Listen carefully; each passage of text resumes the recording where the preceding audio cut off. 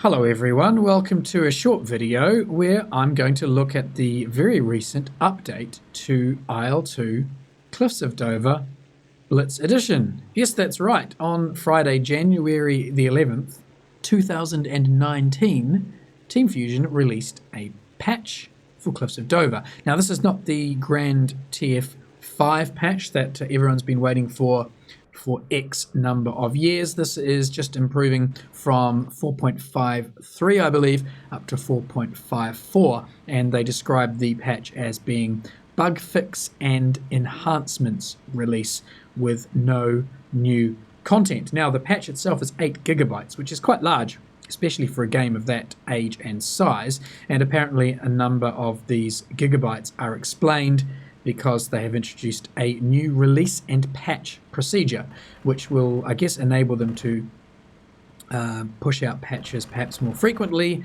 in future, and may assist with the release of TF5 if and when that comes out.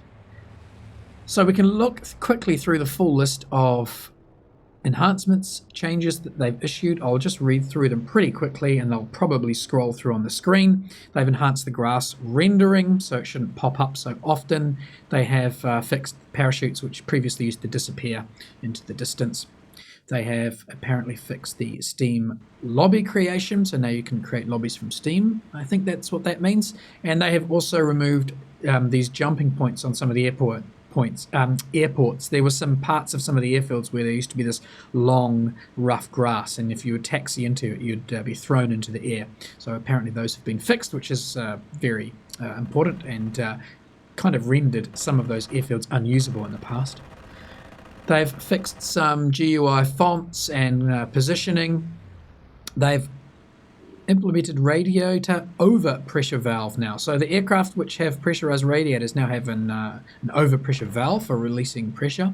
And they've also changed the way that the radiator vent shows visually. It used to just vent. Once you burst the radiator, it would vent infinitely. Now it will only vent so long as there is still a reserve of fluid in the radiator. There are various changes to the Blenheim Top Gunner animations. They have also now separated sight illumination control for the multi-crew aircraft. There are smoother lever and switch cockpit animations apparently for BF110, Blenheim, blah blah blah, a bunch of other aircraft.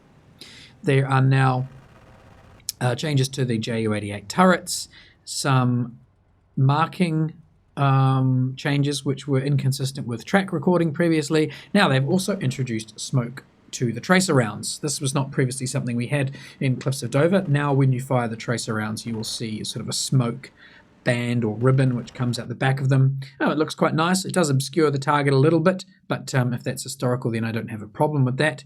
From behind, it sort of looks like a series of circles, but from the side, this texture is quite clearly sort of a ribbon that spirals around as it goes along.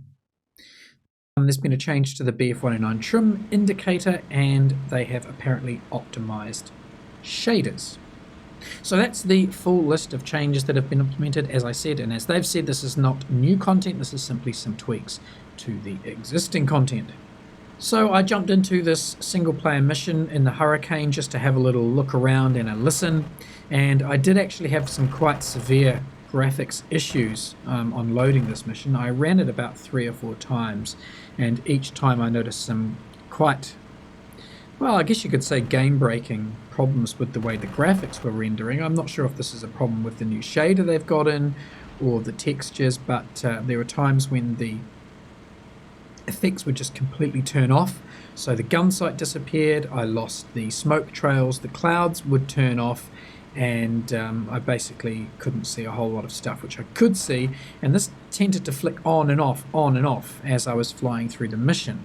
There was another point where I got up to about 25,000 feet or so, and suddenly I had this semi-opaque white sort of layer just flicking on and off rapidly inside the cockpit. I wasn't sure whether this was maybe some white smoke or contrail that was generating in the wrong location that was now filling the cockpit. I wasn't sure what it was, but it was certainly very distracting, and it made it nigh on impossible to continue flying. But that stopped, and then I was able to pick up flying the mission again. So there were some quite weird graphics issues I noticed and I would expect that sort of thing to be fixed by now, but I guess this all happened up at about 23,000 feet plus where there were contrails and whatnot. So I suppose if you're happy just flying below all that, then maybe you won't experience these problems. Who knows?